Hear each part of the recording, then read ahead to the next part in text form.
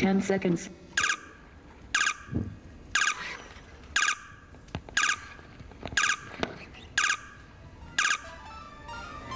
Drivers, watch your cars.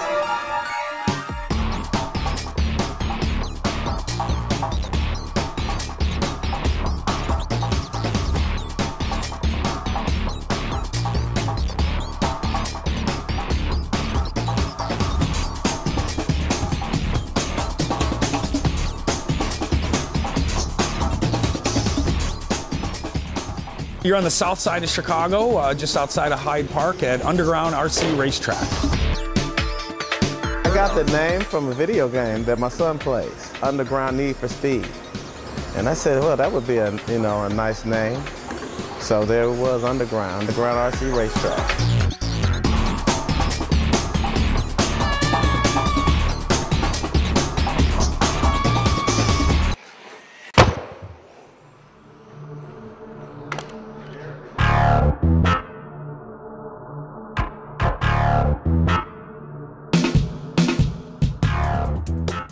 This is a club of guys who race toy cars for bowling trophies. This is our hobby.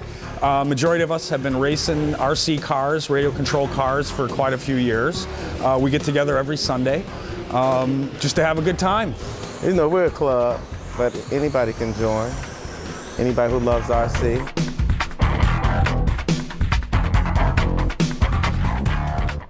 I started messing with the remote control cars when I was about 10 years old, and I just fell in love with it from there, and just building them and putting them together. And then I fell out of it for a while, and then I got back into it, and when I got back into it, I saw there was more people doing it. But we had to go out to the suburbs and race and get your parts and everything, and then I thought, man, it would be nice to have it back in the city again. A friend of mine owns this building. And I just came in here one day and said, wow, look at that open floor right there. And from then on, we started racing. G took me over here and my eyes just like popped out of my head, because I know all these other racers that would come to a place in the city, because most of us have to go to places that are really far out. There's not many places that have this much room, a concrete slab. So they usually do it on carpet inside. So that's the new big thing, carpet. This is a carpet, it's a racing carpet, it's called Ozite. It's the same thing that you might find on speakers, and it's anti-stat. It might be in control rooms where they're doing AV and other things where you don't want static.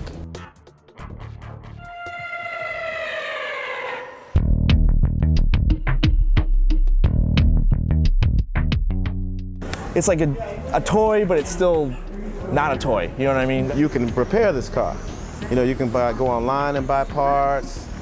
You know, you can go to the hobby store and get parts. Every little setting on the car, every little piece does control how the car handles.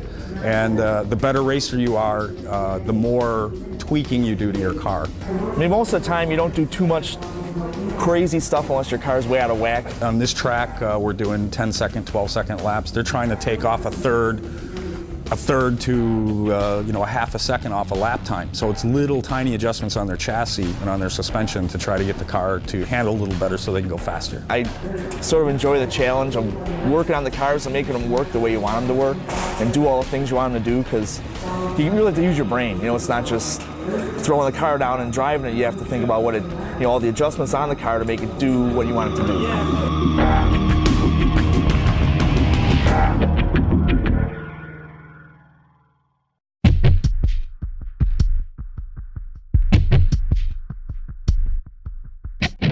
I've been doing it for a long time. I don't see necessarily stopping doing it. Come on out, check us out, find us on the internet.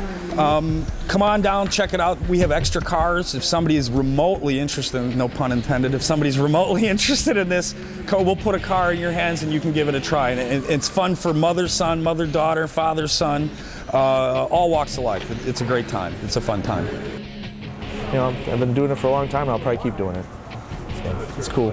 Would I like to see it get bigger? Yeah, I would love to see it get bigger. I would love to have races, sponsored races, you know, more people just enjoying themselves. But this has been going on a long time. It's just been kind of underground, really.